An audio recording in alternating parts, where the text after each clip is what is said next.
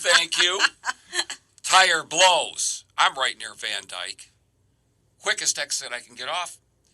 And I happen to just limp into this gas station there. Fella there by the name of Serrano. You need a hand. I said, I sure do. I got zero mechanical skills as far as changing that tire. Well, Serrano and I tried to change that thing, and he had a little trouble too. Out of the blue, Ray shows up. This is a younger fella who told me he had operated a tow company. He had a power jack, got that tire fixed. Serrano and Ray took care of that thing in 5 or 10 minutes. And while I'm there, a young lady comes in with a similar kind of problem. These guys step right up and help this lady too. These are good people. And you know, Karen, we talked a little bit about the perceptions that we have of folks. Mm-hmm. Listen, I've been in Detroit for a lot of years. I do criminal law. That's all I do. You might have heard about Pastor Winans getting carjacked. Yes. That was one of my cases. Okay. So I am intimately familiar with some of the things that happen, the negative things that happen around the city. But I'm also familiar with the good people and the positive things that happen around this city, too. There are a lot of good people in Detroit. Unfortunately, the media like to focus on the negative, the nasty, the gory, the bleed stories. You know, you're in the media. That's what sells. But what people really need to know is that there are good people everywhere, and especially in the city of Detroit.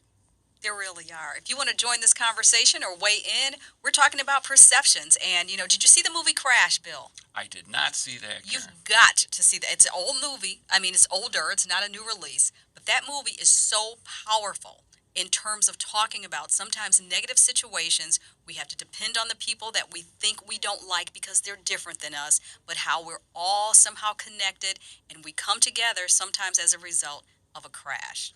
It is very powerful.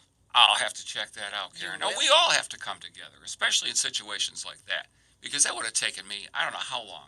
Well, let's talk about this. You said you've been in Detroit, but how did you feel when you had to get up? I mean, there's not really a lot in that area, Van Dyke and 94. You've got Kettering that's closed down. You've got a ton of abandoned buildings. I mean, it's not necessarily the most appealing intersection. How did you feel? Were you apprehensive when you got off? Well, you know, a little bit, because I told you, I do criminal law. Because it was at dusk. Mm-hmm. It was at dusk. And like I say, I'm familiar with a lot of the negative things that happen around some of the gas stations and service stations, so I was a little bit apprehensive. And I'm a West Sider, you know. When you get over to the East Side, I'm not real familiar with what goes on over here we there. go, East Side, West Side. That's another conversation, Bill, but okay, go ahead, because I'm a lifelong East Sider. Okay, but that is fine. It's again, it's the unfamiliarity. It is. Okay. It is.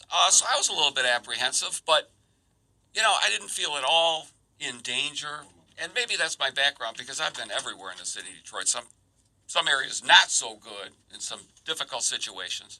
But these guys put me at ease. Never any problem at all. I was just glad they were there. So what happened when you, after the tires, did he give you a hug? Did he say, hey, man, see you later? How did you leave? I mean, because it had to make you feel good. You needed help. These guys, you know, unsolicited, came to your aid. And then what? What did you walk away with? And how did you leave the situation? Oh, a great sense of satisfaction. You know, I tried to give them a little bit of cash for their trouble. Mm-hmm. And as I say, this Serrano guy's just, he's out trying to help people, but the real hero here is this Ray guy, younger guy that just shows up. Because as I say, me and Serrano would have taken hours to get that tire up. This guy comes, gets this thing done.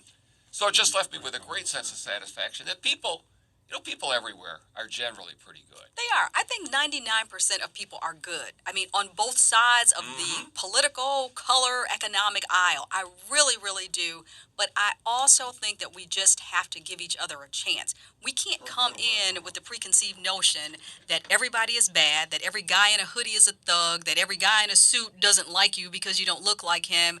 I mean, we really have to just situation by situation put those things aside. I think that's the first step to us doing